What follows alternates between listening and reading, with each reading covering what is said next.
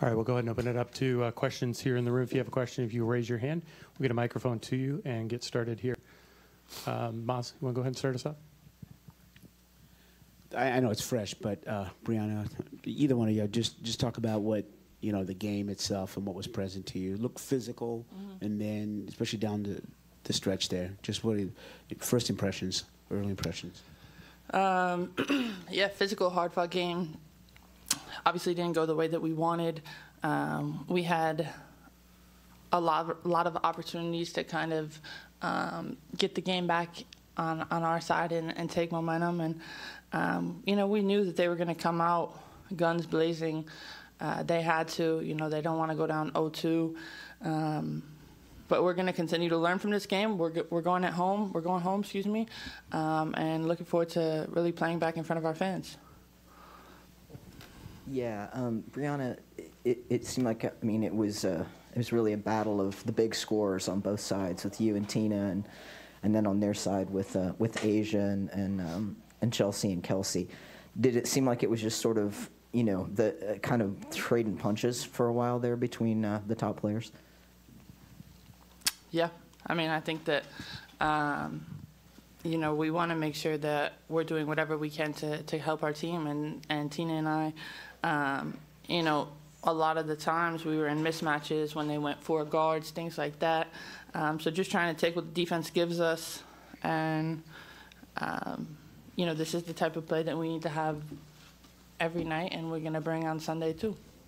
Breanna, you talk about going home, even though you didn't get the W tonight. How important is it to get one here in Las Vegas?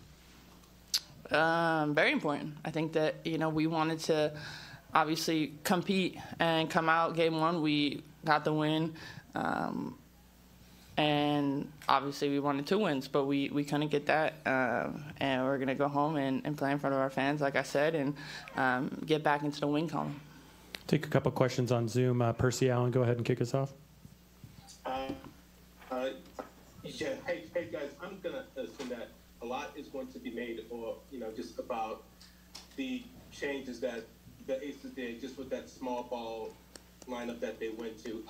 And I know it's just immediately after the game, but anything that you can think of as to how you guys are gonna counter that, combat that when they do go small? What can you guys do to take advantage of that?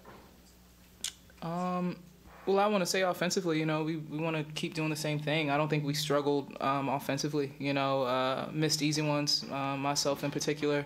But, defensively, I thought we were definitely solid. Obviously, it changed a lot with Stokes not being in the game and not being able to help off as much. And then it put me on Asia and can't help off of Asia. And then, Stewie was on a guard. So yeah, it changed things, but I don't think it really messed us up.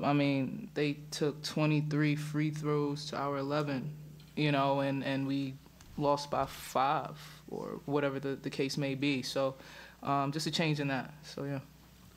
Thanks, Percy. And Jeff Brown, go ahead, Jeff. For either of you, at the end of the third quarter, Vegas finished on a 12-2 run.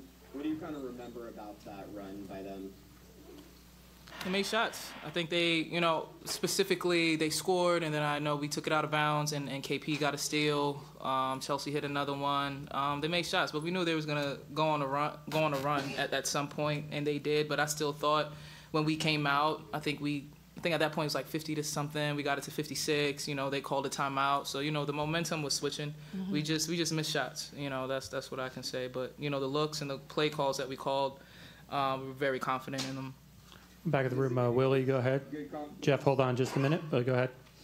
Willie Ramirez with the Associated Press. Either one of you ladies, despite losing tonight, both performances, Game 1 and Game 2, you have to be pleased with the defensive effort. Highest scoring team in the league held them to what you did, under 80, when they're used to 90, 91 points. Can you comment on the defense going back to Seattle?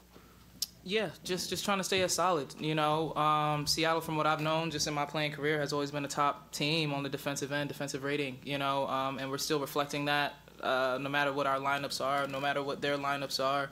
So we just want to just go back, watch the film, see how we can get better, see what we can exploit, and just go from there when we go home. Got time for 2 more questions here in the second row.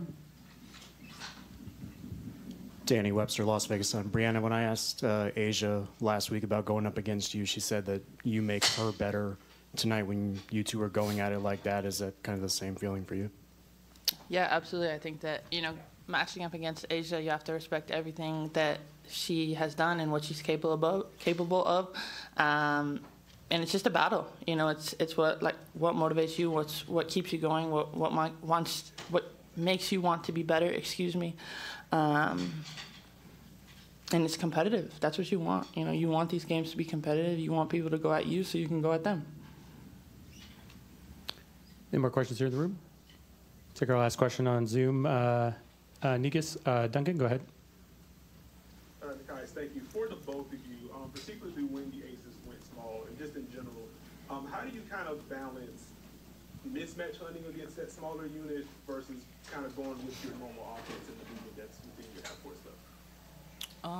I think there were times where we got stuck, really trying to exploit, who had the guard on them. But then there were times, when Stu brought us back in and said, we have to run our normal plays as you just mentioned, and then just take advantage there, making sure we have our kill cuts, making sure that me or Stewie are being tough with the ball, knowing that they were going to double because they were small.